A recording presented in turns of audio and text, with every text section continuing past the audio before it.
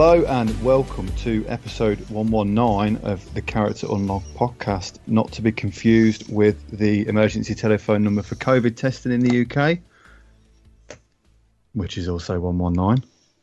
Wait, Look, is that a thing? Yeah, although I could do with some of the billions and billions of pounds that have been spent on it. Send some of that my way, that'd be great. Just a small percentage of that would do me. 1% would be more than generous, thank you. What would 1% would sort me, my family, you guys. Yeah, 1% will do. It would be nice to be in the 1%. Yeah, wouldn't it just? With me this week, I've got two special guests, Brooker. Hello, boys. And good old John. Hi. And how are we both, guys? We all right? I've got a dead foot. Okay, is it like ready to be cauterized, or are we talking just I just sat pins on it and needles dead? Pins and needles dead, and that fucking hurts. I've only been going for fucking 10 minutes and I'm dying already. Yeah, I'm good, boys. Thank you very much. I'm waiting for my side effects to kick in. I went and have my first COVID jab today. Oh, cool. Mine's tomorrow. Ooh. Well, we are both in the same age captor. Yes, we are. Me and the wife went together. It was fun. Oh, what a fucking farce! So I got the message saying you can now go for it, book it. So I booked it, both of them. Yeah. And then the next day, 4 days later, I got a message saying that actually I can book one from my local doctors, which means that I could have one in my local area because the one I've actually booked is about 12 miles away. Bloody hell. And then I said, you can have one here. So I checked the timings for the one that I can have local, and there was one slot at like 2:30 on a Saturday. And I was like, well, I'm super busy, so fucking no chance. So yeah, that was a bit of a sham. And then I got a letter through the post about 4 days after that saying I can book it again. I was like, fucking holy shite. Well, so I talked to you guys and said, I've just booked my test because, they're going tomorrow, and I thought I'd take a punt, so I booked my test. And obviously the day after, when it was official that the 38 and 39-year-olds could book it, I got a text. I was like, woo! I've already got it. Thanks, guys. Cheers. And then I got a letter through the post. You can now book your COVID test. I've already fucking booked it. You've emailed me and texted me about it. Save a fucking tree, man. You don't need to post a letter to me now. Jesus H. Christ. But yeah, as you get in there, the whole thing was done and dusted in, I think, including the 15 minutes they make you sit down before they let you leave. I was done in 20 minutes. Oh, that's pretty good. Yeah. Mine's in a cinema. Really? Yeah, I've got to go to a cinema to have mine done. You get to watch a film while you're there? I don't know. I have got some free tickets for that cinema though, so I might do. Yeah, man. Get your jab, go see Mortal Kombat. Why the fuck not? Or go see Spiral. I saw Spiral yesterday. It's really good. Hard pass. What? It's not scary. Is Peter Rabbit still on? I'm not going to see that fucker anyway. No way. Why not? Because Arthur's not seen the first one, and I've got no excuse to go and watch it on my own. Are we still talking about Spiral? Your lad's No, pretty young. I don't think he should have watched the first one. Maybe. What was the first Spiral? Is that a Saw film then? It is a Saw film, yeah. I've only seen the first Saw film, I think. That's no, wait. What's the one where they fall in the big pit of needles? 2. That's the second one. I've seen the second one too. To be that fair, may have been a long time ago. You can get away with seeing none of them and watching Spiral.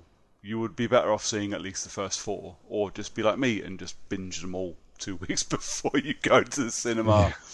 Yeah. I tell you what though, lads, it was nice to go to a fucking cinema. Oh, I bet. Oh, I love like my video games, and I love sitting talking to you guys about games, but films are my thing. I can't live without my movies, and it's genuinely been I know it's a stupid thing, and so many people have had it so much worse than I've had it the last year and a half, but not going to the cinema, man, has been knocking on my ass the entire fucking lockdown. It's been killing me. So to go, I went to see Mortal Kombat on Monday, which on the big screen was just phenomenal. And then, Spiral last night. It was so good. I'm so happy to be back in the cinema. Are you going tomorrow, just to round it out? What's tomorrow? Friday. No, well, I've not booked anything for tomorrow because I don't know what the COVID jab's going to do to me. I assume I'm going to be in work tomorrow, but you never know. But we are going on Saturday. I'm going to take the kids to see Godzilla vs. Kong. Yay. Godzilla Cool. vs. Kong is a cool movie. We rented it when it went on VOD, but first family trip to cinema since they opened up. And to Nikita's annoyance, Mortal Kombat is a 15 and she's not allowed in cinema to watch it, even though she's seen it already.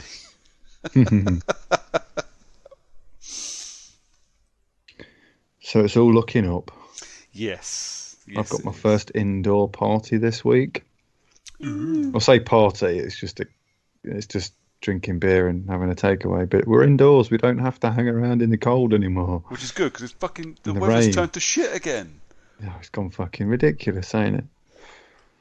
Absolutely mental. I had to squeeze a 5 mile run in the other day because I didn't bother getting out of bed to do it in the morning. So I ran home from Nikita's kickboxing. Maya drove Nikita home, and I ran back from Crown Hill, which Google told me was 5 miles. Turned out to be 6.5 miles, and it also turned out to be really, really, really wet. Like it was like monsoon season for the hour and a bit I was running for. It was fucking horrible. Yeah, I'll bet. Well, How are you guys? You alright? yeah, John? No complaints here, for definite. same old. Cool. Still here. I'm not going to the cinema anytime soon, and I'm not doing a 6.5 mile run. Why are you not going to cinema? I got rid of my Cineworld card at the start of the lockdown because I just didn't realise, I didn't really feel like I was going to be using it anytime Fair enough. ever again, more or less, because I stopped loving films. That's a shame. That hurts my soul to hear. I haven't seen a film in the last, I was going to say 2 years, but the last year doesn't really count as much. So I haven't really seen that many films in the last 5 years that aren't Marvel films or a Star Wars film. And outside of that, also still not enjoyed a lot of them. Fair enough. That's fine. That just makes me sad. Say the same about TV, to be fair. I've kind of stopped caring about that. There's been some great TV the last couple of years. You know what it is, don't you? He's creeping up into his, 30s. How old are you, John? I am 30. He sounds like he's into his 30s now because that's where everything just turns to shit. And everything, Warranty's finally expired. Yeah, what's that? There's a South Park episode where Stan basically becomes, his brain turns into a 30-year-old brain. And then everybody just starts talking shit. And when they're talking shit, it's just coming out of their mouth. And he just hates everything because everything turns into a big shit. Yeah, so it reminds me of that. It's quite funny. Oh, gotta love South Park. But let's do some games. Let's talk about some games. So we've got a bit of news, not massive amounts. We'll start with a couple. So today, which is Thursday, and this will go out on the Friday, but today is Transistor 6-year-old birthday. Jesus. So Transistor is 6-year-olds today, and that's a Supergiant game, one of my favourites, as you all will know. That Lee's Game of the Year for the last 6 years. It was definitely 6 years ago. Game of the Year. I don't think I was recording or really talking to anyone 6 years ago. No. But yeah, so that's six years old. So yeah, impressive stuff. Bloody hell. How old's Bastion? Bastion must be 2009 Bastion, then. slightly older, yeah. We were friends 6 years ago. Oh, of course we were, yeah. Just looking for the Bastion release date.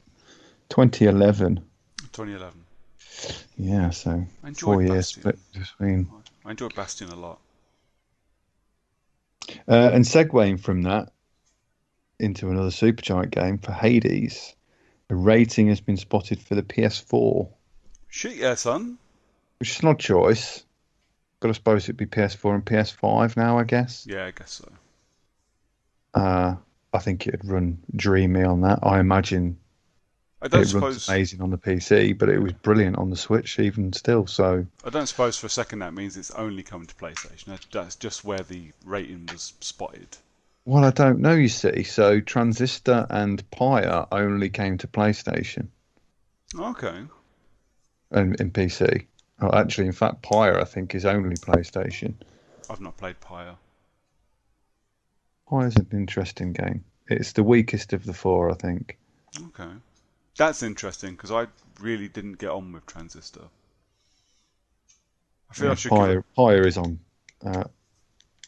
PC as well. I feel I should give Transistor another go, but something about it didn't click with me. Yeah, you should do now that you've played Hades, Yeah, maybe. and you'll feel the similarities, and it might gel better. Okay. Because I played that a couple of months after I played Bastion, and I fucking loved Bastion. Bastion was brilliant, brilliant game. But yeah, I will 100% buy Hades on PlayStation if it appears on the PlayStation. Oh, absolutely. I've got 2 copies of the Switch one, so I'm not averse to spending some more money on it. I've only got one. But Yeah, well, I bought the hard copy because it was cheapish and it's a cool had little the book. art book with it. Cool, the art book is kind of cool. Have you watched the No Clip documentary? No, I don't really Mate. watch much stuff like that. So, I mean, I really like the No Clip stuff. It's Danny O'Dwyer, who used to work for GameSpot. Yeah, And I really like that they've done a whole thing about Hitman. They've done a Doom one. They've done a few, and a couple I think that might interest you. But they've done like a 6-part documentary on the making of Hades, and I think Supergiant contacted them to have them do the documentary. So it starts off with it going on to Epic Game Store as early access, and it sits with them. You know, they document them going through the early access process and the patching process and all of that, and the new releases, and then like what happened over COVID, and then it finally going to Switch and stuff like that. Like I say, it's 6 parts. It must be 5 hours tops.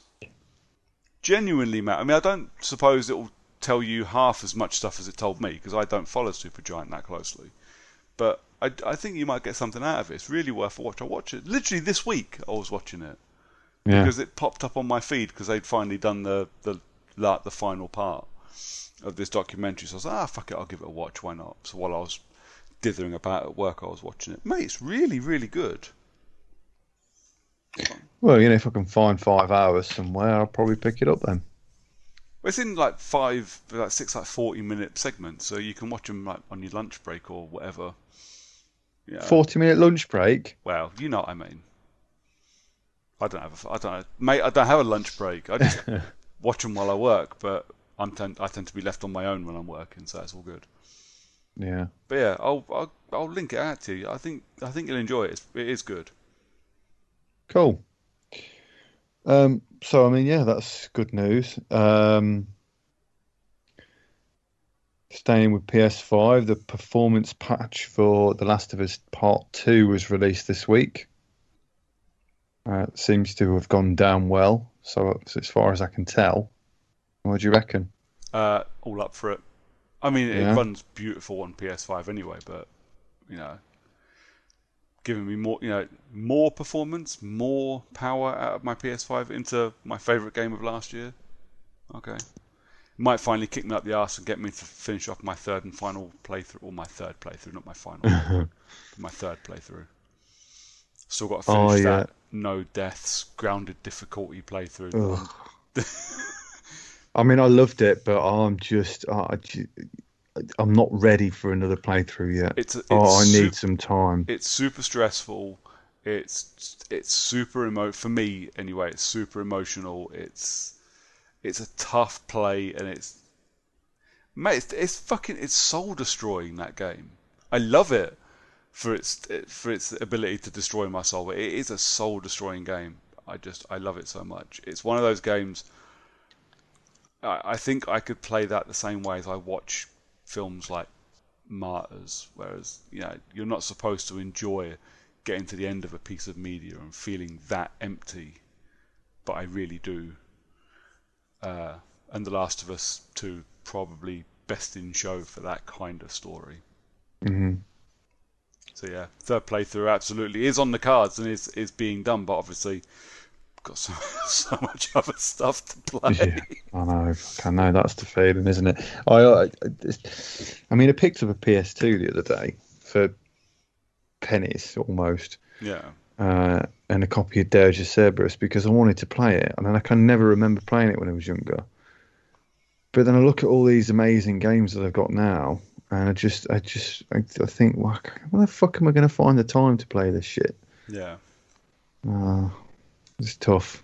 I find the same thing, because we talk about like Game Pass a lot. I'm like, Game Pass got loads of great games. Yeah, great, brilliant. Got 150 plus games. I have time for one, maybe, if I'm really lucky. Yeah. And now we're into release season as well. Yeah. Yep. I'm terrified, mate. The next, obviously May was busy for me release-wise. Anyway, but again, with only a couple of games, I'm getting old. I ain't got time to do a new game a week. Fuck off. Right. Why can't we just have game releases heavier in the winter when we've got time because we're stuck indoors? Yeah. Yeah, amazing. So GTA 5 is coming to the new consoles, as if that's a surprise to anyone. Honestly, I'm surprised that they've not put it on the old console. They've not backscaled it to PS2 as well for people yet. It's been on fucking almost everything I can think. Like, this is going to be the next Doom. It's going to be the next one that people are just playing on the kitchen counter and stuff like that. You know, it's. We made GTA everywhere. 5 run on an LCD screen on a pregnancy test. Yeah, exactly. It's just bonkers how long the longevity of it's outlived an entire console. It's outlived two consoles. Well, it came out sort of at the end of the was it 360? Yeah, it was. It was a 360 and PS3 game. And they said they weren't going to, because I never forget it, they said they weren't going to release a next-gen model. And then they fucking released the next-gen model. Yeah. And it's outlived that console, and now they're bringing it to another one. Yeah. Yep. The whole console life it's been on, and people are still obsessed and playing with it. This game's got to be 9 years old now. So GTA 5 has been around for longer than it took for them to go from GTA 3 to 4. Of course. And GTA 3 went via other games on the way. Yeah. And a load on PSP as well. I mean, it's mad, but let's be absolutely honest. They're still making a fortune off it because well, there must be, otherwise they wouldn't keep doing it. Yeah. Otherwise they'd have released a new one by now. They could probably get away with never releasing another one. As long as they keep drip feeding content every so often, they will make money on it because people will keep playing it. But what we seem to be skirting over the fact is they're releasing this game. They've released a whole full game since this one came out. We had GTA 5 2 generations ago. We've had Red Dead 2, which broke records as well, but we're still selling GTA 5 and still releasing GTA 5. Lower pickup online though, and that's where they're making all the cash, isn't it? Yeah, no one wants to play Red Dead Online, I don't think. Well, I say no one. Fewer people. But yeah, GTA 5 is sold 145 million units.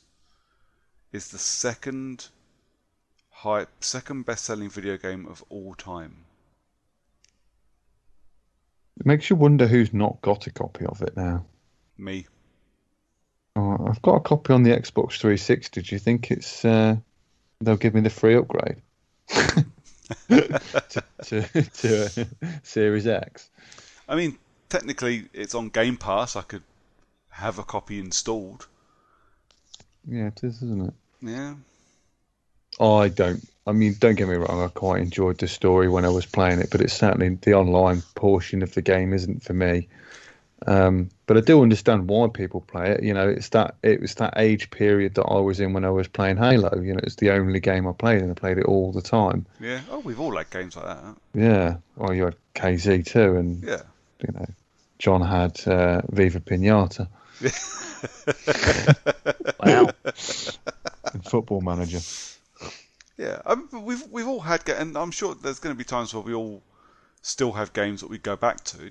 They might not necessarily be online games nowadays. And I think that's the thing for me is that I don't have the time for online gaming. The second Battlefield went from from proprietary servers with 40-minute games to rentable servers with 500% tickets that could go on for 3 hours. I think that was about the point I stopped playing games online. And can you imagine trying to get into the GTA 5 online community now, 8 years in? Fuck that. To be chaos. Plus, those sort of games, they are absolutely chock full of cheaters. Yeah. Chock full of the fuckers. And so I'm not interested in that. I mean, I'm not sure that if it was available to people when I was at that age that would have done it. I think people just wanted to play. But I suppose there's always those people out there. Yeah. But it's all you read about now is just another cheater band. You know, it's especially when it comes down to like the professional gamers community. It's always really funny when one of them gets done for cheating. Yeah. Or streamers, so many streamers getting busted because they've got like mod windows open and they didn't realise and stuff like that. It's like, fucking why bother? Where's the fun in having an aimbot? You see streamers having their cheats open and quite blatantly show off that they've got their mods on, and then try and make it seem like they didn't have mods on. I just don't get it. But, you know, that's just another thing, isn't it? And it's one of the reasons why I'd never join these big online games anymore. I don't get anything out of them because I don't have the time to just do nothing. No. Not really. It scares me that I think the Warzone banned 500,000 cheaters. It's not a small amount, is it? No, it's like 500,000. That is essentially the player base to a lot of games. They only ban gamer tags, though, don't they? That's the thing. So they just they re-up and they carry on using them. They ban Activision accounts, but again, it's like it's not difficult to make a new one. An account you can create burner address. Shitty old burner Gmail address. Warzone's doing alright for itself, though, isn't it? Yeah, of course it is. It's I suppose Warzone's doing alright for itself when it's got things like the 80s action hero bundle. Yeah, man. Which both of the actual actors refuse to go and do any more voice work for. Yeah. Yep. So you get to be for the low price of 2,400 COD points each, you can be either John McClane or Rambo. I don't know how that correlates into real cash. So in real cash, it's just shy of £17 each. Fuck, for one character skin. Yeah, for a character skin that's only available for a month. For less than that, you can get Rambo plus a shitload of others, Rambo voiced by Sly Stallone, for Mortal Kombat. Yeah. Ridiculous.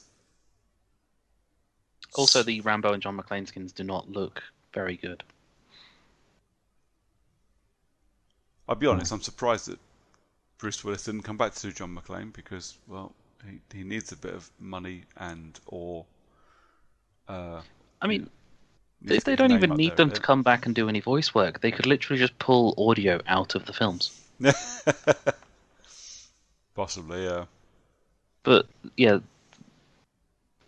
it's the Warzone marketing thing, which is literally put things up for high price and then time limit them to a month, so you end up with FOMO.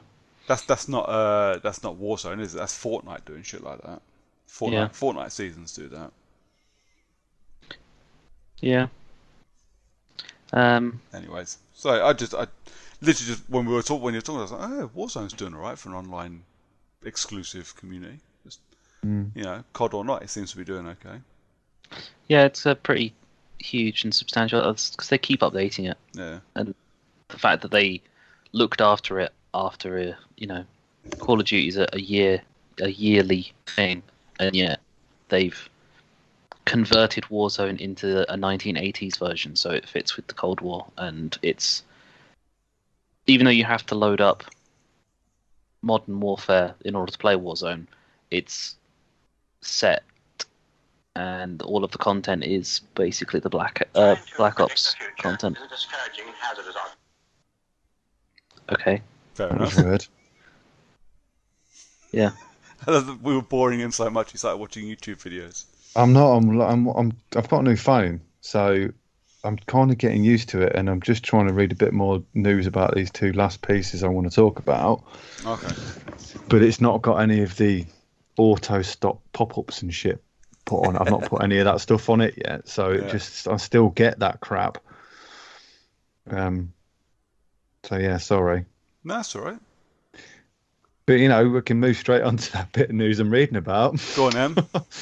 So a new animated movie is stealthily being confirmed by DC for Injustice. Interesting. Yes, and I thought this too. The general gist is they released a Batman Long Halloween Part 2, and in the bonus features, it's got a list of upcoming animated movies in which Injustice is one of them, and literally no fucking know anything about it until they've seen this little sneak peek. So that's really cool because I really, really like the Injustice universe. Yeah. So that's great news, and I'd like to see. I'm interested to see where they pull that from, whether they're just going to pull it straight out of the game, or whether they're going to go with the comics. Interesting. The comics were actually pretty good too. So I mean, I think they're still going as well. It's like, it's kind of like falls into the story of when they do the alternate universe Justice League thing where Superman just kills Lex Luthor, and that's when they decide to go down that path. So it's not the first time they've put it into animation. It's just it'll be interesting to see it on that side of it instead of being on the good side. Yeah, I just really like this version and what happened to Superman in this version. I thought it was very clever about how they made him go and do it. Because the one where he just killed Lex Luthor was a bit boring. But yeah. And lastly for me, and probably the biggest piece of news, I think, of the lot, a new Time Splitters game is officially in development, finally. Yay. So Free Radical Design has been reformed. Fucking hell, that's a name, isn't it? Yeah, right. Jesus. Yeah, the Deep Silver have reformed Free Radical Design to do Time Splitters. Can we get a Haze remaster? I always forget the Deep Silver are actually a thing. They're pretty quiet. Yeah, they've been quiet for a few years now, haven't they? Oh, well, they're a publisher, aren't they? So yeah, they're releasing stuff. So they was Metro. Yeah, they did Metro. They was did Deep Silver. Metro as well. Saints Row last year. Well, maybe this because they're always wound up on doing Saints Row remasters of some description. Yeah. They don't get time to do anything else. I think that game that Phil likes is Deep Silver as well. That's fucking that shitty Kingdom Come Deliverance. Is that Deep Silver? It is. I think so. Yeah. That game. Actually, it looked fucking pants, but the game was shit. The guy that made it was a racist cunt bag.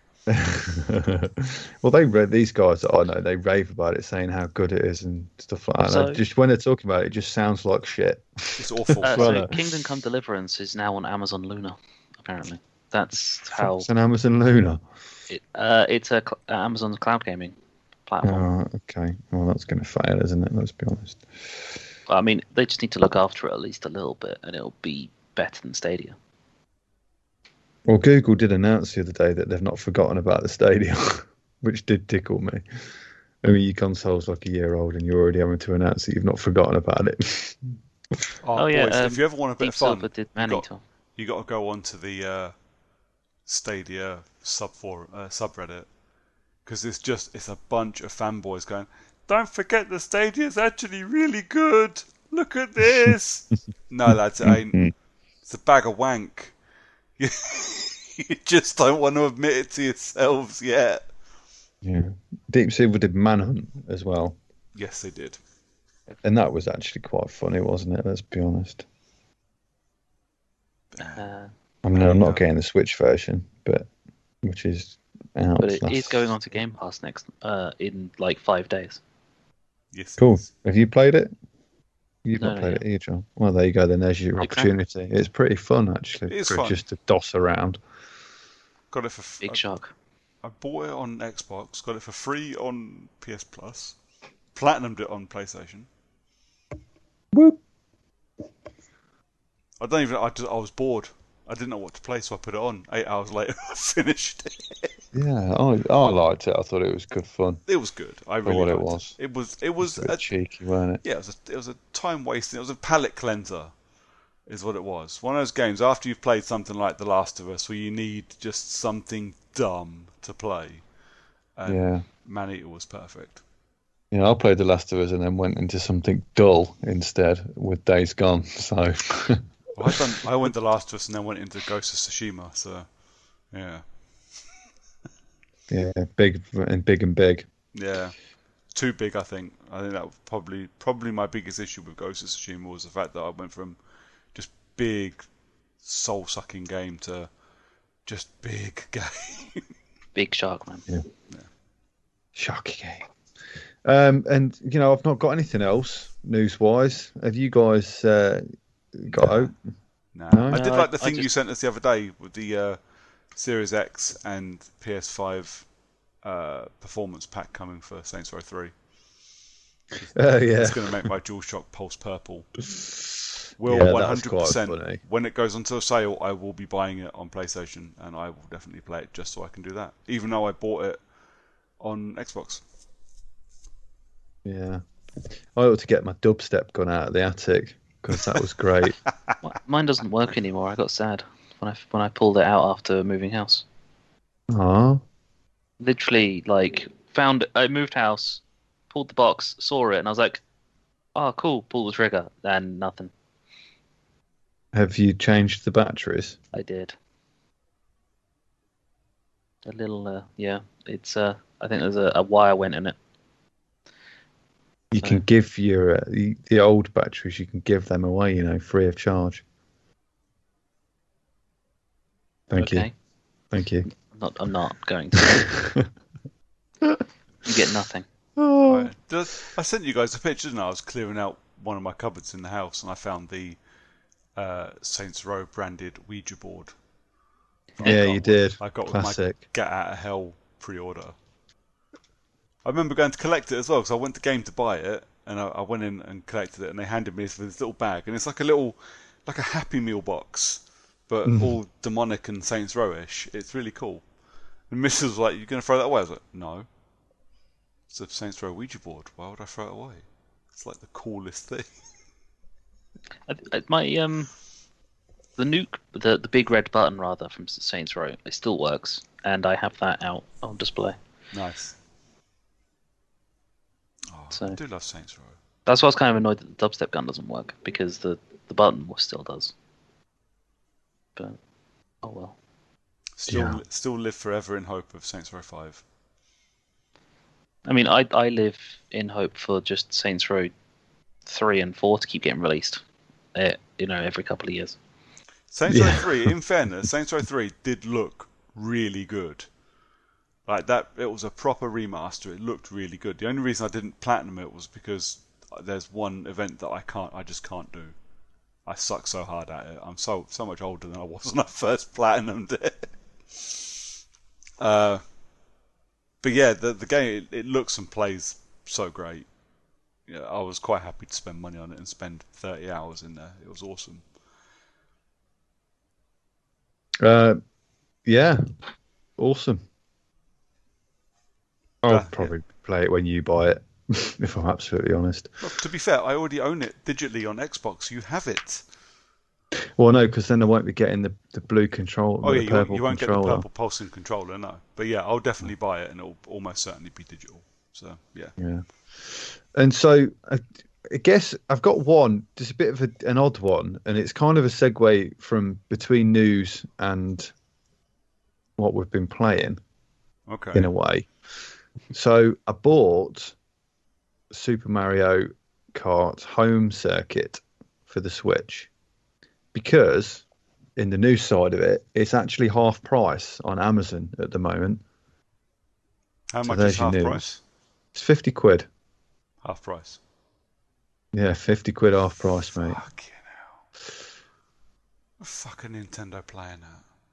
Well, Tell us it that. is Is it good? it's fucking brilliant. It is so clever. It is extremely fun. And little things about it tickle me every time that I mean I've only had it for a couple of days, but the little things about it. So you can play 50cc Yeah. and your car drives slow. You can play at the minute I've only locked 50 and 100, but if you put it on 100, your car actually goes faster. Nice. And when you're riding around, if you get a turbo, the go-kart actually goes faster and you can hear it speed up because obviously you're looking at your switch screen to see where you're going. You can hear it speed up and it's extremely clever and the functionality of it looks brilliant. It's so clever. It's kind of like playing Pokemon Go, but actually good. Fair enough.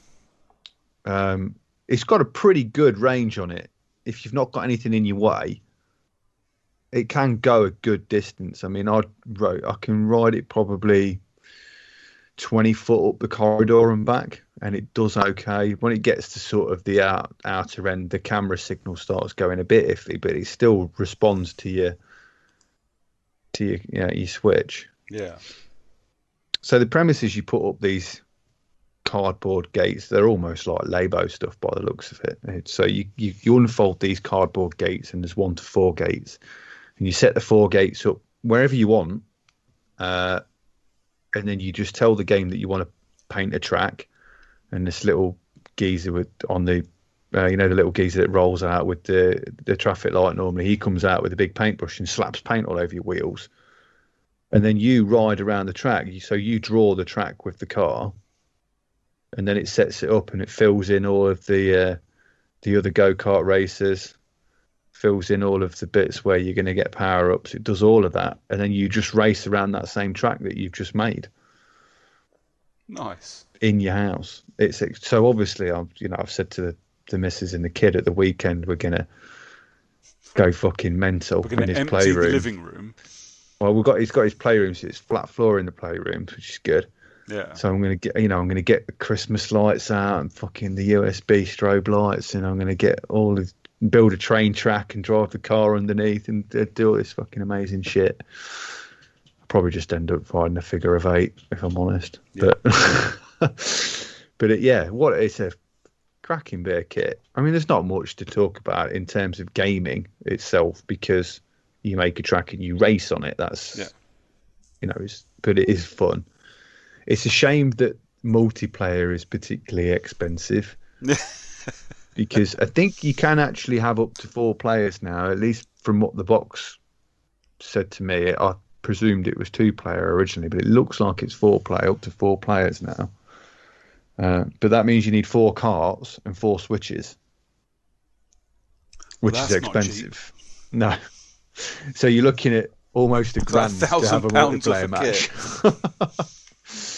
Which is not a small amount of money. But if your mates have got one and you've got one and you can get together, then you could have a good laugh. But then there's time attack modes and stuff anyway, so you can play it together, but just not at the same time. But yeah, certainly a lot. It surprised me actually, and I love a bit of new tech. Yeah. And it just surprised me actually how good it is. I think it's something I would be interested in. I don't have the room for it. That's my only problem. I don't have the space for that kind of stuff. You have to do it outside and then get concerned when you almost fall over.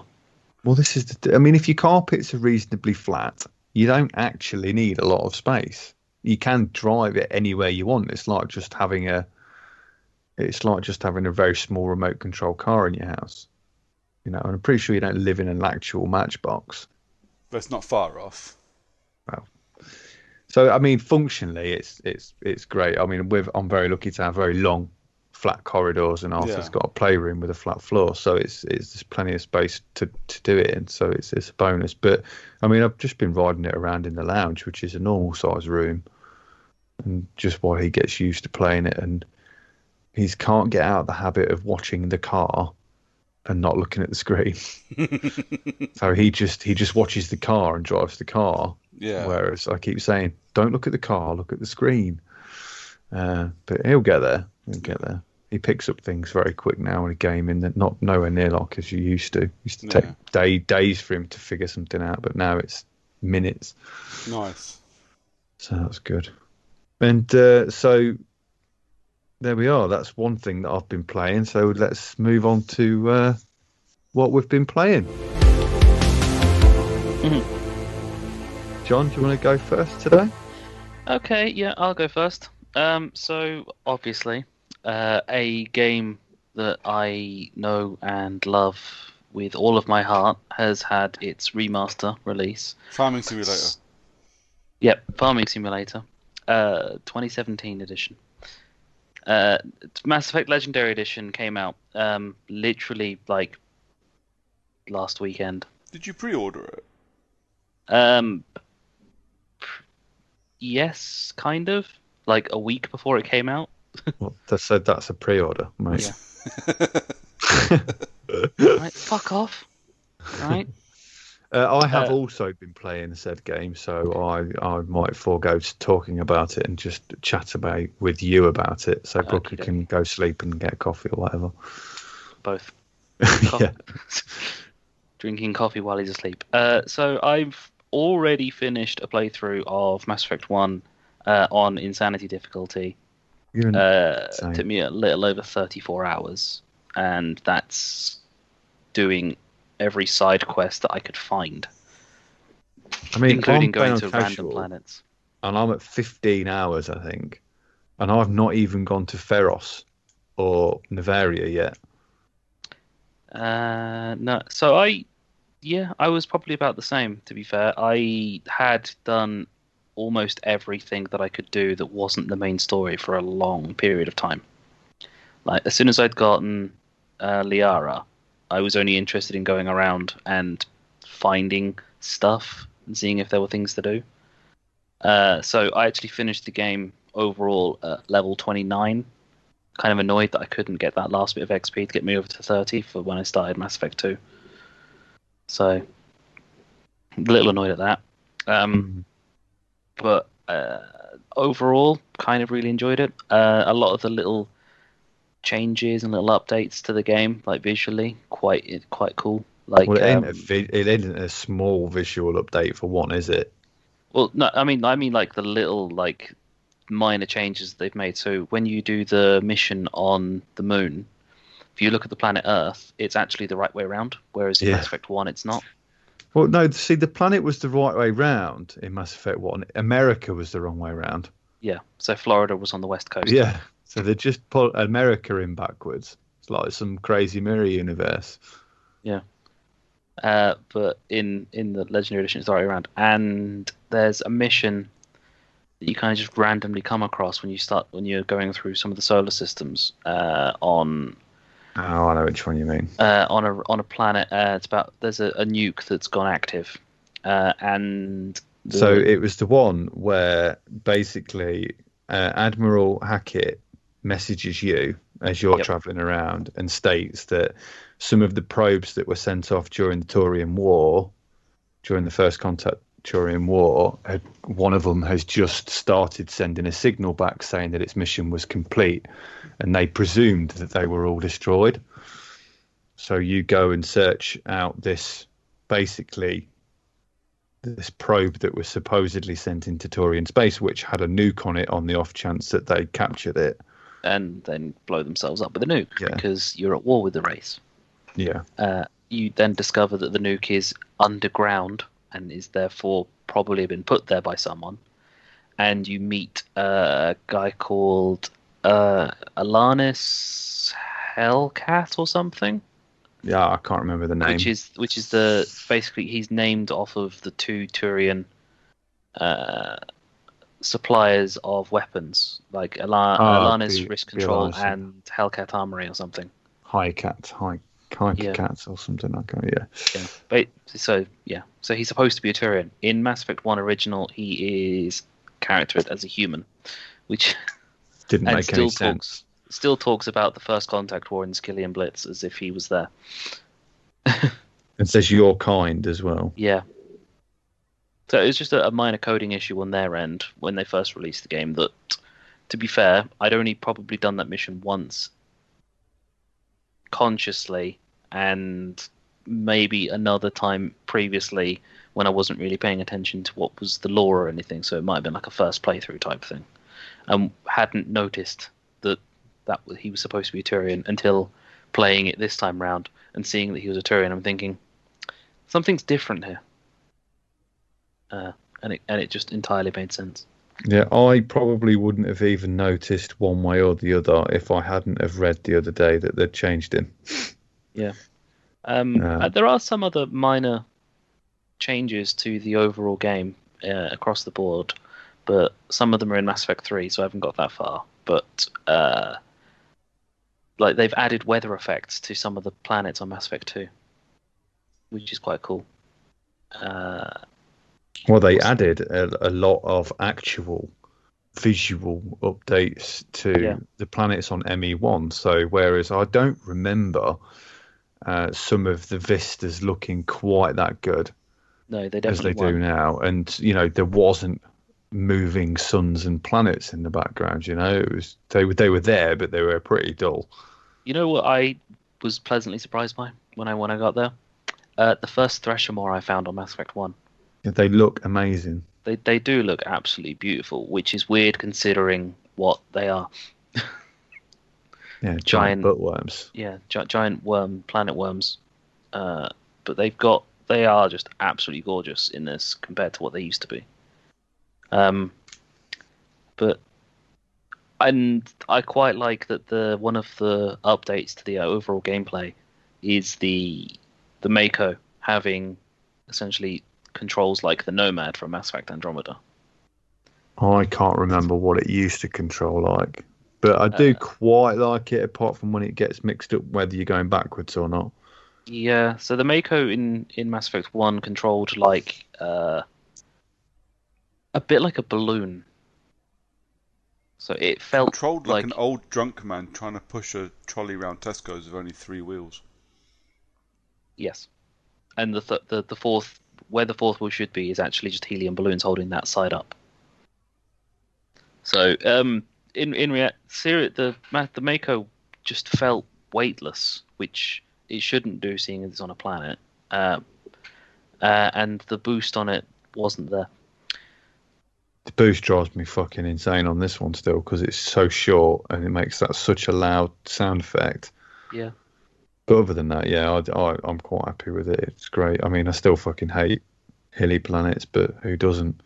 Yeah, I mean, I completely forgot that the boost existed, like until I started rolling downhill on the side of a mountain, getting annoyed and pressing the button to boost by accident, and launching myself forward and going, oh, right, yeah, that's a thing.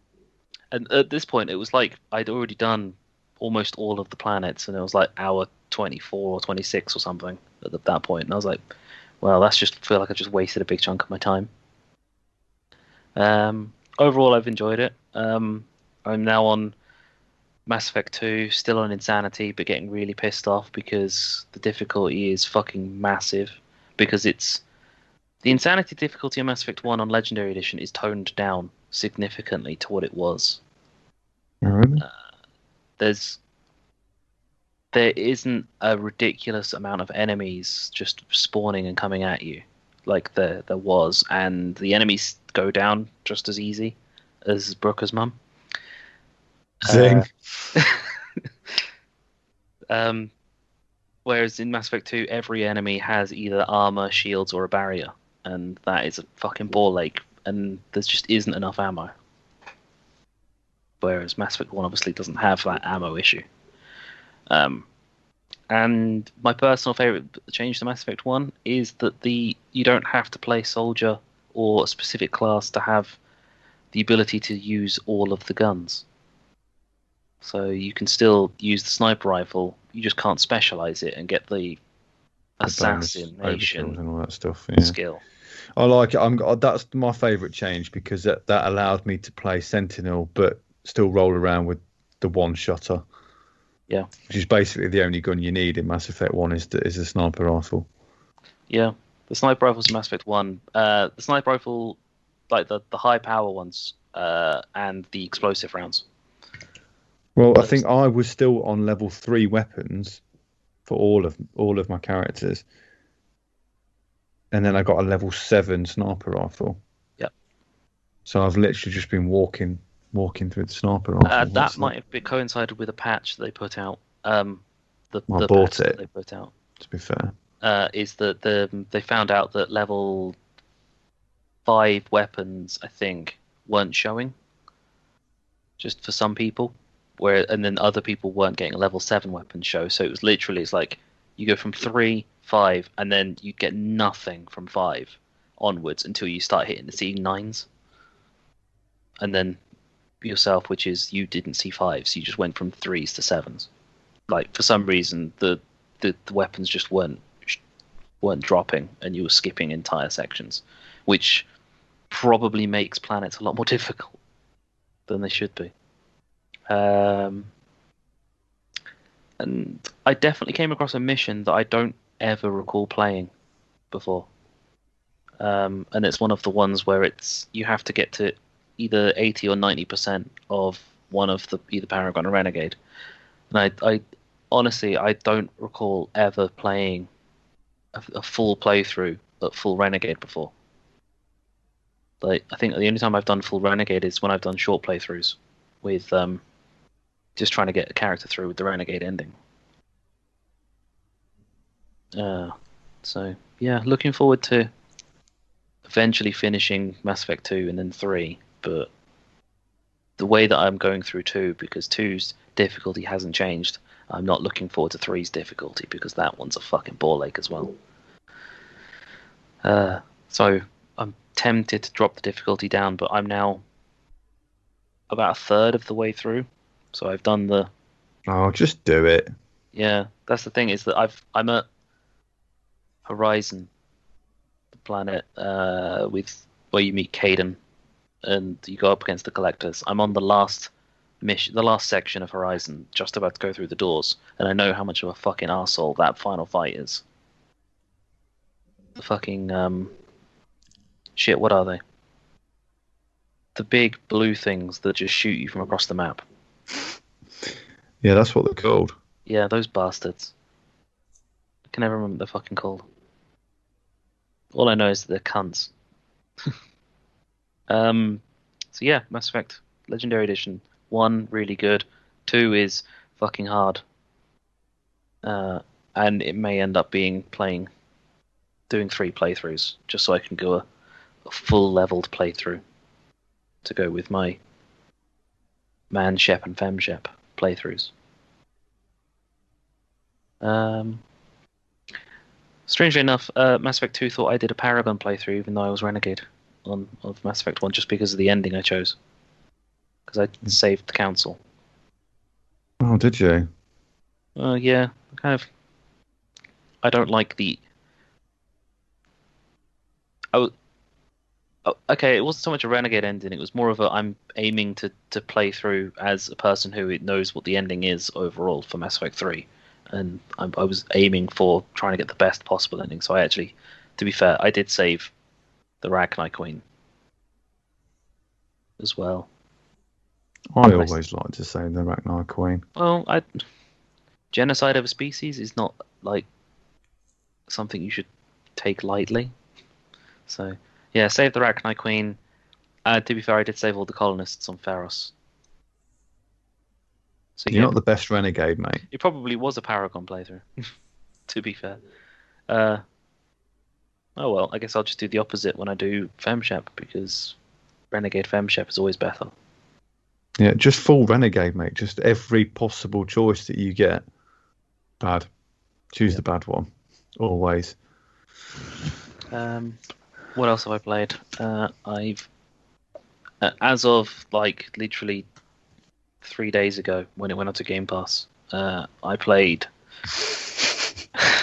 SnowRunner. Why? All because Lee texted into the fucking group between us about a game, and I just saw it. I was like, okay, that looks like kind of fun. Every time there's a really bad, or well, I don't know. I can't comment that they're bad, but every time I see a really tongue-in-cheek, cheesy sim-like game, I always message you after you played that bloody. Oh, what was it? Hole digging sim or whatever the fuck you were playing. I can't Never remember. played a hole digging sim. He done the model train sim, didn't he? Yeah, that's it. But the model train sim was actually because it's easy 1000G achievements. To No, start you with. played it before that. That too. I don't even know why I did that. It must have been for an actual reason. I think I might have just been bored and looking for. It's because I think Train Sim World went onto Game Pass, maybe something like that. I've also played like Car Mechanic Simulator and things like that. But yeah, SnowRunner is a 4-player co-op truck driving in Michigan, stroke Alaska, and some other places simulator, where you really do rely on other people and other vehicles to do stuff because it's not as simple as just driving from A to B.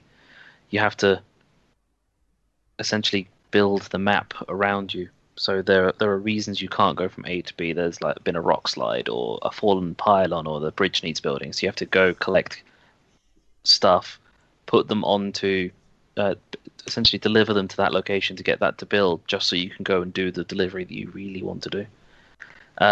And it's quite fun to play with other people because it's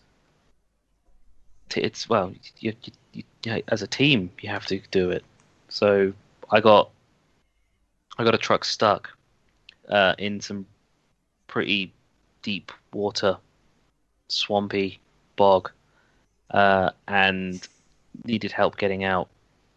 So they literally just they pulled in one of the heavy trucks and helped me winch me out because otherwise I was just not. It was a no go. It's a pretty good time sink, I'll be honest. Like I was playing it today and didn't realize just how long I'd been playing it for until I randomly tapped on my phone and saw that the podcast was starting in about 10 minutes later. So, yeah. Literally less than an hour ago, I was still playing the game. Wow. It's got him hooked, man. It's a surprisingly fun, chill game, which is quite good to have when you're getting frustrated playing other games.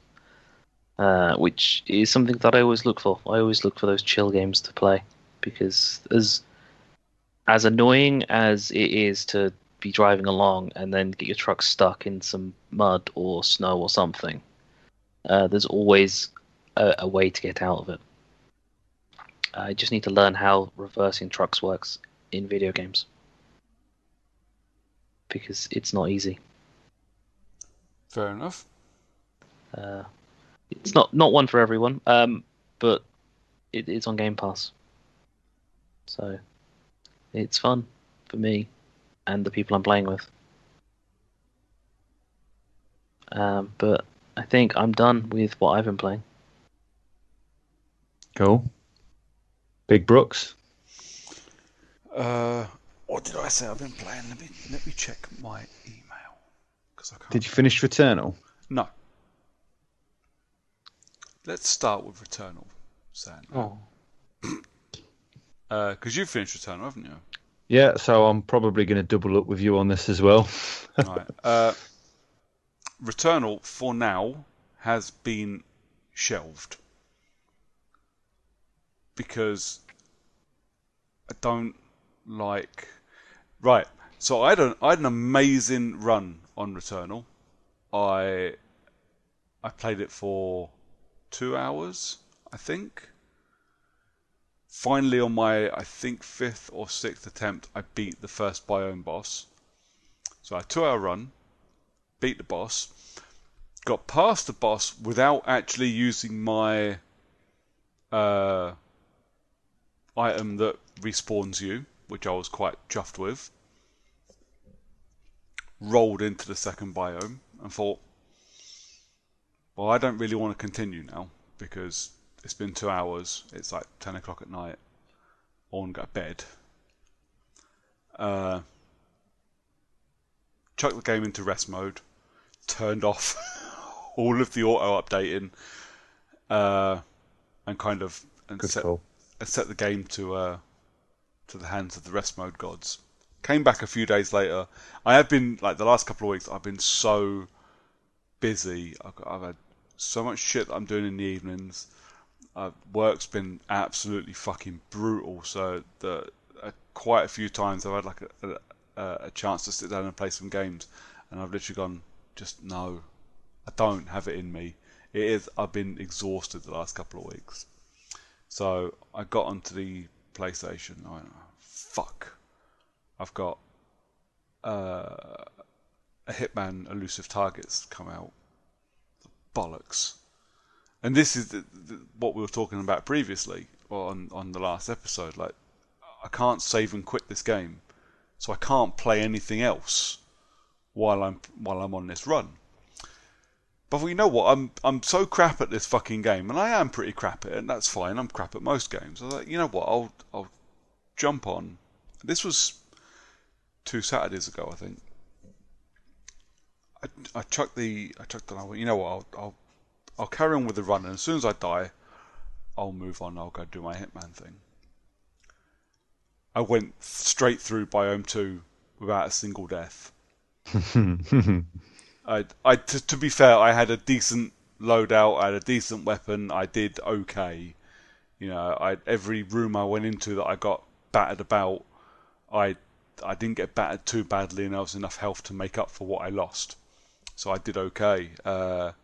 So my run continued, and that went on for another 2 hours while I finished Biome 2 and beat Biome 2 boss first time around. Can't even remember his name. Cool guy. Was a good fight though. It does look pretty cool, and I'm glad you beat it first time, because I didn't want, I did as well, and I was hoping that you would, because the thing is, by the time you get to Biome 2, and again in Biome 3, you've got a lot of power-ups, and you've got a lot of, decent, and it's, you've got used to your setup by that point, and, nothing, and you know what to expect kind of thing, whereas when you start from scratch in Biome 1, you're having to sort of piece everything together and figure out how your gear works and how to best use your gun and all that. So it's definitely easier in 2. So I got through Biome 2. I'd done all right. Again, I beat I beat the boss without using the respawn, because I walked into a fucking artifact room and I ended up having to use my respawn because I walked into a field of lasers that just fucked me completely. Oops. I dashed my ass in and then went to dash just as it was telling me dash disabled. Dash is disabled.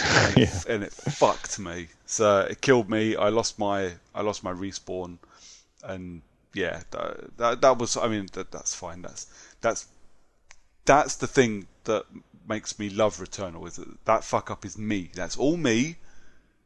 I fucked it up, so I want to go and fix it.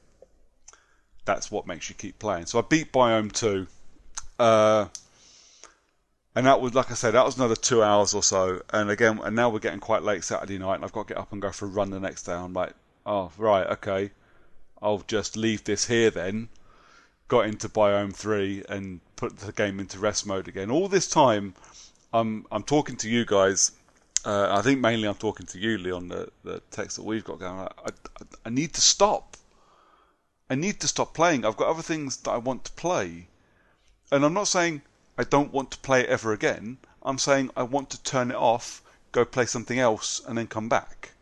Because at no point up to now have I gone, I never want to fucking play Returnal again. Okay, no, maybe I've said that once when it crashed on me after a good run. Anyway, so a couple of days later, I rock in and I start playing Biome 3, and I don't see the boss in Biome 3. Biome 3 raped me. Really, I thought Biome 3 was quite easy, apart from one particular room in Biome 3 always gets me, and there's multiple turrets. So the turrets in Biome 3 throw ground bombs. Yes. And there's one room in 3 that is just swarming with both the ones that chase after you and explode. Yeah. And then the ones that just fucking... So there were a couple of issues I had. And again, this isn't the game. Again, this is me. I was... Because when you roll into Biome 3, you get your grapple hook, don't you? Yeah. You start flinging yourself around. Well, I started flinging myself around and got a bit cocky, and I kept falling into the void, which obviously eats your health. Sometimes. It's weird. Sometimes it doesn't. Yeah. Don't ask me why. Don't know. I fought a couple of enemies. The fucking kamikaze drone things fucked me. They didn't like me at all. I got battered, and that's fine. I wasn't playing as well as I was the previous time. I got cocky. 100% my fault. Yeah. And like I say, I'm very aware. I'm pretty shit at most games. So the fact that I managed to blast through as I managed to get through one biome relatively unscathed and not die till I got to number 3. And now at this point, assuming I'm not a complete dick about it, I could spend a couple of hours in biomes 1 and 2, fully leveling up, and then head off into biome 3. And you see, well, this is the thing. You don't need to now. So you do the level up in 1. Yeah. And then just go straight to 3. Okay. Because whilst you can get the addition, the only benefit you're going to get from going through 2 is potential for a few extra artifacts, probably 3 or 4 extra artifacts, and weapon proficiency upgrade. Yeah. You're better off. I mean, I found after I'd done the second boss, I dropped straight to 3 and I worked it out just fine. Fair enough. I mean, I've not picked it up since. Because I got my ass handed to me. I turned it off. I went and done Hitman. I'll talk about that in a second.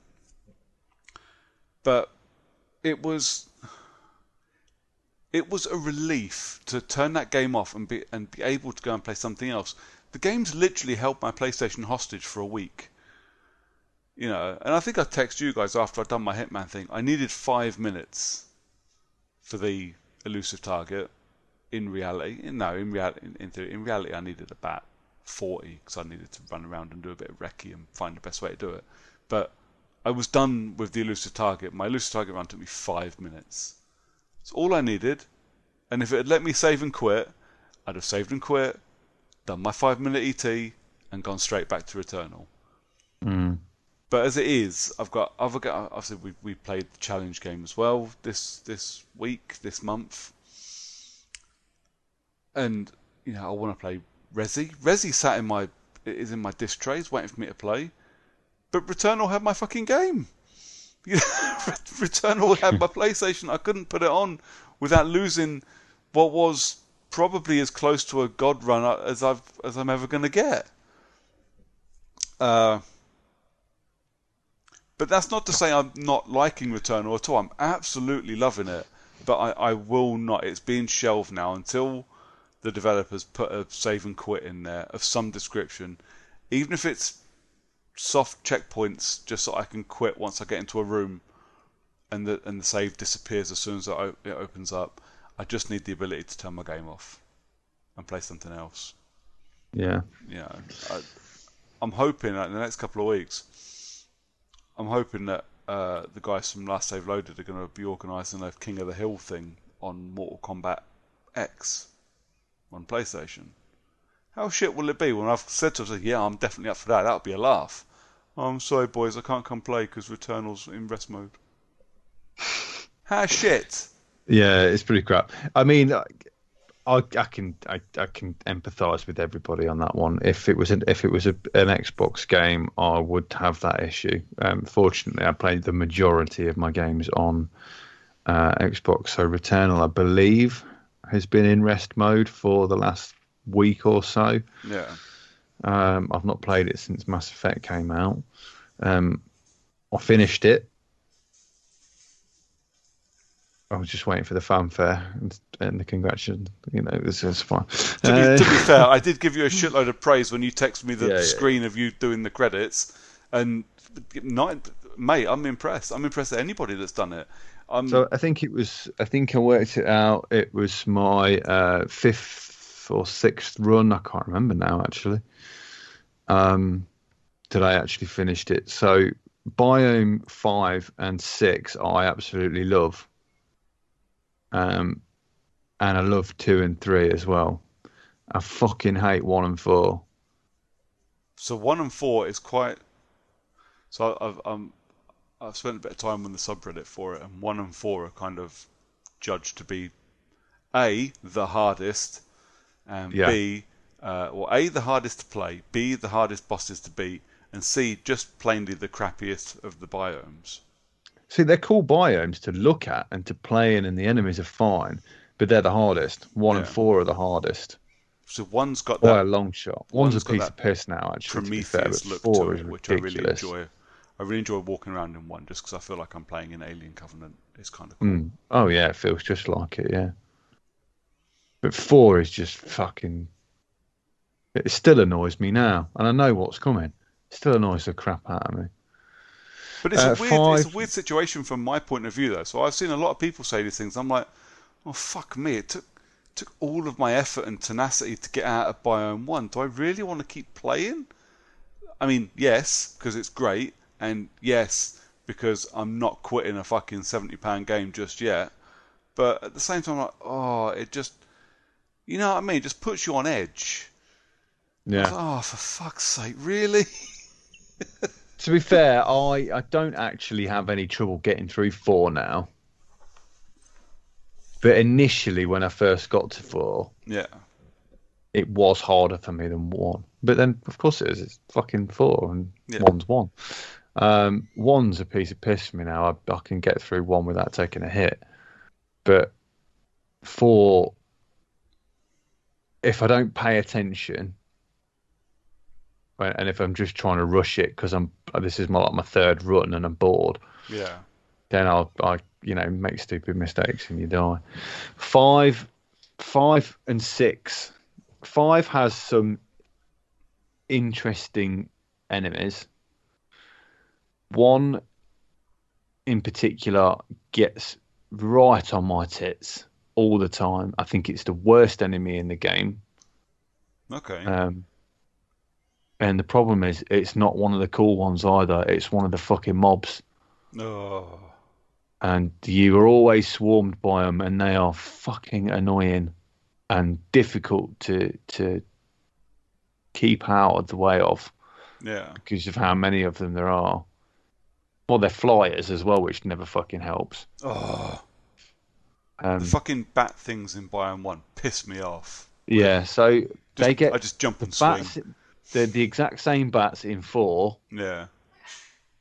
They've got a couple of new moves, but they're still manageable because you know their tactics and their movements. Yeah. Providing you shoot them before they do anything. Fuck that. They jump don't do anything. Yeah, all that. But these ones in 5, they're pretty robust as well. That's the issue with them, is they don't go down all that quick. Yeah. Even like if you've got like the Rotland, even a good shot with that on any flyer normally takes it out. But on these, you still need double shot, which is just Jesus. Yeah. But 6 is fucking brilliant. 6 was absolutely astounding. Yeah. And the last boss I beat first time. Fuck you. And I got hit once. And that's because, the only reason I got hit once is I literally had a scratch of health left. And I'm like, I can't fucking believe I'm beating this guy without being hit. And I'm going, should I text the guys now before I finish the fucker? Like, yeah. And then I got hit and I was like, pissed. So I nearly beat the last boss on my first go without being hit. So yeah, that was a lot of fun. I've got some theories about the story. and I won't talk about any of those until I'll probably talk to you. Yeah, Or at least if we leave it down the line a little bit. we'll talk about that down when if I ever see the end, then we will talk about it definitely. But the story is largely open to a lot of interpretation. And I think that's how I've come to think of it this way. And I think this makes the most sense to me. I think that's okay. I think a lot of good horror does that very well, and sci-fi is Yeah, quite good yeah. at it as well. Good horror is like that. Well, a certain subgenre of good horror is like that. And if it can leave a little tick there for you to think about, I like stuff like that. Yeah. Well, I'm rolling through it again. Yeah. Because there's an additional ending / cutscene that you can unlock by rolling through the biomes again and going to this one particular place where you hadn't been before. So basically to unlock these they're called sunface fragments. To unlock these sunface fragments, you need to have done the house section. I think 5 of the house sections. Yeah. Before finishing the game. I'm not sure if you've not finished them, if you've only got 4, say, and then you finish the game. I don't know whether you have to roll through the whole game again to rejig it to get the sunstone fragments. But basically, you collect one of these in each of the biomes. Yeah.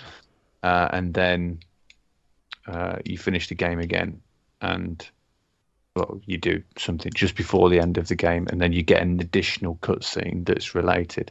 Okay. Supposedly, this cutscene, from what I've seen of it, because obviously I wanted to know how to do it, basically throws my theory of the game out the window a little bit. But I think I'm still going to stick with it anyway, because it's how I interpreted it, isn't it?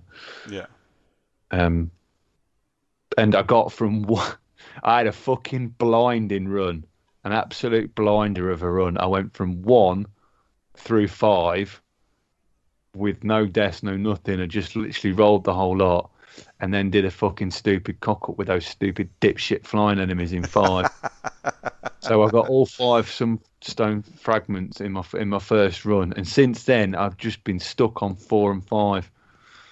Fucking hell. But I've not been back to it for a week and a bit. I probably needed some time off. I will go back and get that last fragment and finish it. Yeah, I think that's the other thing that was getting me a little bit as well. So I was really enjoying it, but when I died in Biome 3, and obviously it crashes you back at 1. I was like, I've seen enough of this.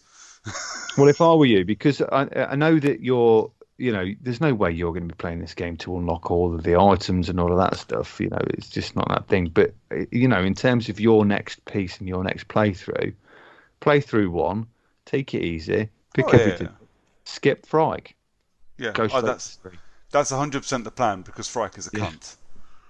And I didn't enjoy him at all. I might go back and do the second boss just for the fight, because again, even if I lose, the fight was so much fun. Immeasurably more fun than the Frike battle. Well, you can go straight from 1 to 2. Yeah. And then you can go straight from the start of 2 to the boss. Well, straight up the mountain. Yeah. You can there's literally a walk point right at the start of the second map. Well, there was last time I did it. Nice. I don't know if it was randomized, but it literally takes you to the start of the hill that you climb up, and you just go around the corner and you're at the boss. Nice. So you could potentially, obviously the bosses unlock things that you've not unlocked, and generally quite good artifacts from bosses. So it's worth doing if you've got a decent setup, is to go back through the bosses again. Yeah. I don't think I've got anything else to unlock that I've not seen. And the only reason I think that is, artifact wise, is because that ether repository that you get at the start of 1 and the start of 4, that doesn't offer me anything anymore. Oh, okay. Interesting. But I kept spending on it, because every time I would do a run, I kept ending up with 30 ether and never using the stuff. Yeah.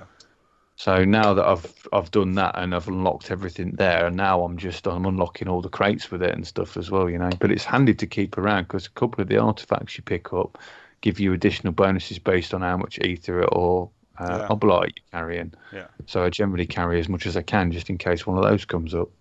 Yeah. Yeah. I've stopped being precious with my ether. because I was being at the beginning. But what I tend to do now, or the couple of times I was doing well, would be if I can walk out of the room with the ship in, and there's a warp point easy enough, nice and close, and I do well, I will then warp back, go use the ether repository thing, get myself a decent artifact, and then off I fuck. I mean, I'd waste it by dying in the next room, but still, it still is my little tactic. I'm looking forward to getting back to it, but I think I need a break. I'm curious, actually. It feels very much like when I was a teenager, I used to go out drinking with a bunch of my friends, and there's a pool and snooker club in Northampton that we used to go to. And we'd go and play snooker for 2 hours, fuck knows why, because we all sucked at it and none of us even really liked snooker. But what would happen was, after 2 hours of playing on this massive fucking table, you'd then go and play pool and you'd just kill.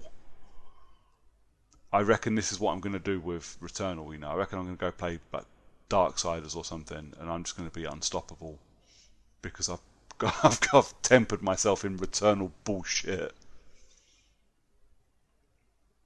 Yeah. But yeah, I'm looking forward to getting back to it because it's a stellar game. It is amazing, and it's going to be tough, assuming it can keep me coming back. And like I said, there's a caveat to that: is I need the ability to save and quit, just so I can play other things. Because I really want to keep playing. It is up there for one of my games of the year so far, because it is so good, and the atmosphere is amazing, and what little story I've seen so far is great. But yeah, I need just a couple of little quality of life updates, and it will be perfect. What else have I been playing? The only other thing really I've been playing is I played a little bit of Hitman, just to kind of play a bit of Hitman. I did a couple of contracts on the Hitman 2 maps. Got another new elusive target, so another new one-time target on one of the new Hitman 3 maps, which was fun. Took me about, like I said earlier, it took me about 40 minutes of recce and then 1 5-minute run to have it done, so it wasn't too bad. And I'm like, a week into it, I was like top 1,000 in the world or something, so couldn't have done too badly. That's it for me, though. I think, boys. I haven't really. Like I said to you earlier, I've been so busy and so tired. I just haven't really had it in me to put games on. Yeah, that's cool. Everyone does it. We all have lives and jobs and like I said to you earlier, shit. Cinemas are open, so I've spent 2 of my evenings this week in a cinema watching films where I could have been playing video games. We expect nothing less. And if we want you to be happy, so we know what you love, bro. There was just that, and obviously the challenge game, which was fun. Yeah, well, I've spoke about 2 of the games that I've played with, one with John and one with Brooks, obviously, and the only remaining game I've actually got on my list is the challenge game, which for this month was Destroy All Humans. It was a hell of a blast from the past. Yeah, I was surprised how good it looked. My favourite bit was when you turn it on and it goes, this game. It basically went, this game is quite old. It's been done up, but there might still be some stuff said in this that you find offensive. Tough shit. Yeah, love that. Which did make me smile. Yeah, it made me chuckle too. So I really liked it. It was a nice, quick breath of fresh air for me, and I actually went on.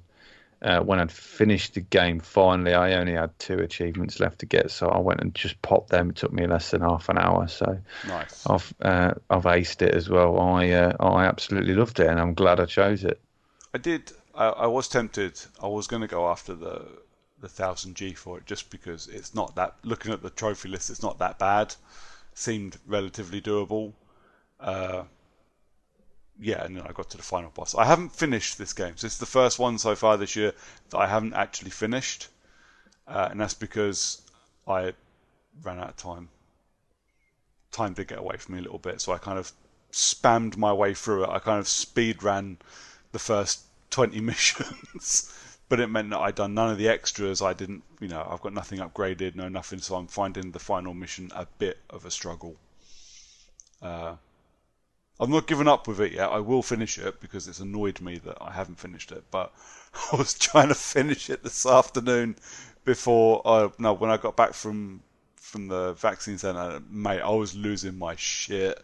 I was getting so angry.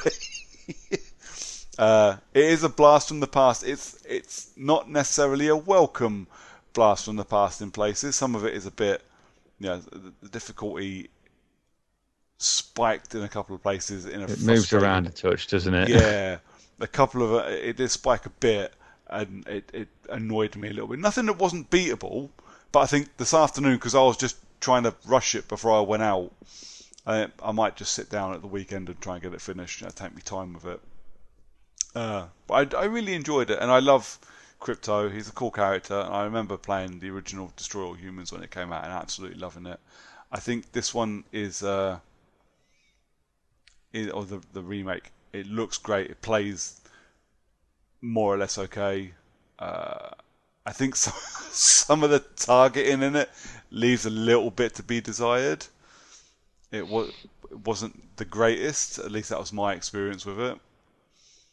I kept trying to brain suck things, and just as I target them and hit Y, the cursor shifted and I hadn't moved. And this was an issue I found in this particular boss fight as well. I couldn't get my fucking shields back up quick enough because things just didn't want to attach. But again, I think that's just me being old. You are old. I am old. Yeah, we are old. It'll get you eventually, mate. Don't you worry. Yeah, I know. I don't.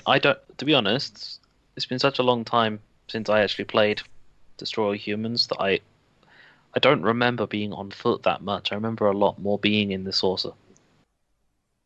I think it's just because we used to fuck around, just getting in the saucer and blowing shit up a lot. Yeah. True. I don't think I tried to do any of the challenges. Like, going back to the locations, I just went through and finished the story. Well, that's not entirely true. I did a couple of the challenges, and then realised that I wasn't far enough through the story to really even make a dent in half the challenges. So I thought, I'll come back to these later. Yeah. And then got to the end of the story and was like, I don't really want to keep playing this.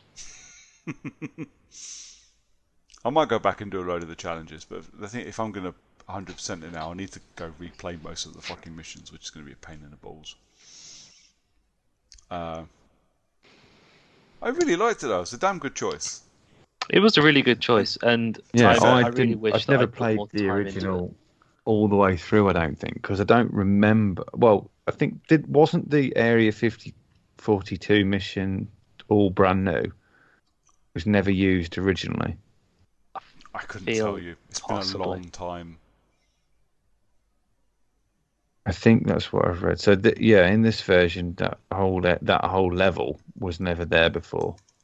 Yeah, there's mission like 13.5 or something. Yeah.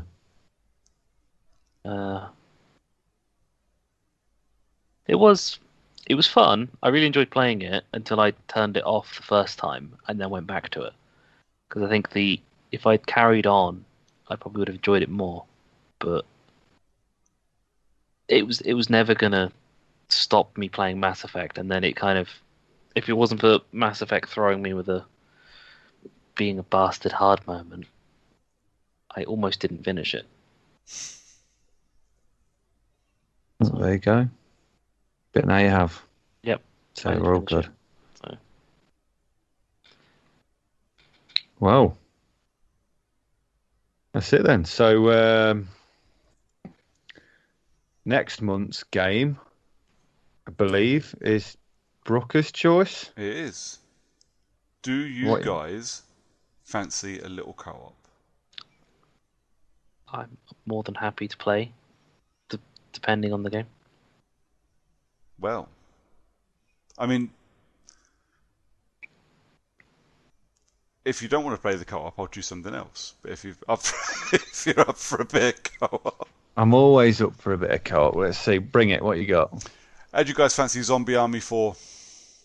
I knew you were going to say that. I knew you'd say that. Is that a good thing? It's already installed, mate. So yeah, I'm good. Okay. Well, I mean, if you don't wanna, You know me, mate.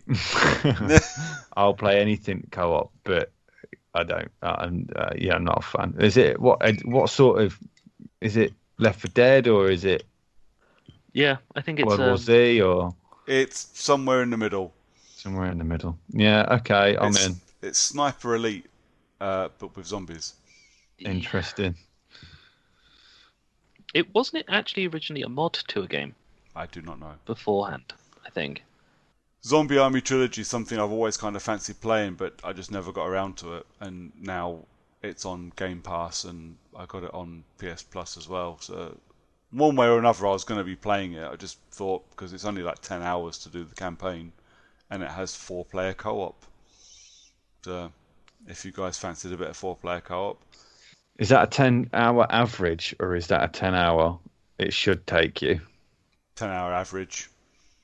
Oh, we should be okay then. Yeah. It's going to take us longer than 10 hours. We'll just bang it onto easy mode, and we'll we're gonna have to have a once a week sesh, mate. That's fine. It is. Zombie Army was originally a mod for Sniper Elite 1. Makes sense. And then they obviously made the Zombie Army trilogy. And then 4. Yeah. So let me just check the... Oh, fuck, can't type how long to beat. There we go. I find it weird that there's a Zombie Army trilogy before Zombie Armies 2 and 3 came out. Well, isn't Zombie Army Trilogy literally Zombie Army 1, 2 and 3? Yeah, but there was no Zombie Army 2 and 3. Fair enough. So... Oh, the numbers have changed. It's now 10 hours 55 average. 9 if you rush, 12.5 at leisure. Oh, I don't know, mate. That's over the recommended time limits. That's cool. Let's do it. Yeah, I mean, it being in co-op means that it's easier. Have a think. If you change your mind, I have a couple of other options, perhaps. But yeah. Just throw some dates at us. When do you want to play next month? Whenever you're ready. Okay. Everything but the last week of the month. Literally, whenever you want. I can, I can earmark a couple of nights a week to play games with you guys easily, quite happily. Cool. So it's in the bag. I shall stick it on the list. Yeah, it's in the bag. I'll get to downloading it at some point. Xbox, I presume we're playing it on. Yeah, unless John magically finds himself for a PlayStation at some point soon. Yeah, well, we could play on the crossplay. 1st of June because me and Brooker have got that off. I believe I'm off as well. Is that the Tuesday? You could do it in the evening, or do it a Monday evening as well if people are around. The Tuesday, I've got kickboxing with the kid, and I meant like all day. I can't do all day. Can't do all day. It's half term. I'm off all week, I think. Oh, that's true. Yeah, it's half term. I can't do all day. I thought half term was the week before. Never mind. No, cool. All right. But yeah, we'll figure that out. We'll figure something out. Right then, gentlemen, I believe that we are ready to close for the evening. Cool. Right. How do I close up shop? You think I'd know by now? I would expect you to know by now, yes. Okay, so we are we are Character Unlock, and you can find us on most social media platforms. But if you wish to find us individually, John, where are they able to find you? You can find me on Twitter as the John_CU and on Xbox Live as Long Dong Silver. Big man. You can find me. I'm on Twitter at Brook411. And if you want to hear me and Lee on a Mortal Kombat podcast, because obviously the film's out in UK cinemas now, woohoo! Go see Mortal Kombat. It's great. If you go onto Twitter at RealTalkWMT, because it's like the 45th movie podcast called Real Talk. Jesus Christ, Tony, be original. There's an episode that's just me and Lee talking about the Mortal Kombat movie. Yeah. I haven't listened to it. I have listened to it. It came back all right. I was quite impressed. Yeah, good with that, yeah. I'm sure I talked more shit than that. He must have cut some crap. He definitely cut the bit about you telling him to fuck off. Oh, he definitely did. Yeah. Although, to be fair, hold on. While I've got, I will read this out. He messaged me. He said, "Mortal Kombat now live, buddy. Thanks a lot for that. Really enjoyed the nat you guys had about it, and sorry about the scripts." Because I when we recorded, I read out the script to close out the episode and went, "Just fuck you, Tony, and your script. I fucking hate scripts. Go fuck yourself." Nice. Thankfully, he took it as the joke it was. It wasn't. It's only half a joke. Only half a joke. All right then. That's us. John, do you want to play us out with the jingle? No. Cool. Not even a little. Right then, say goodnight, boys. Good night, boys. Good night, boys. Yeah. Good night, everyone.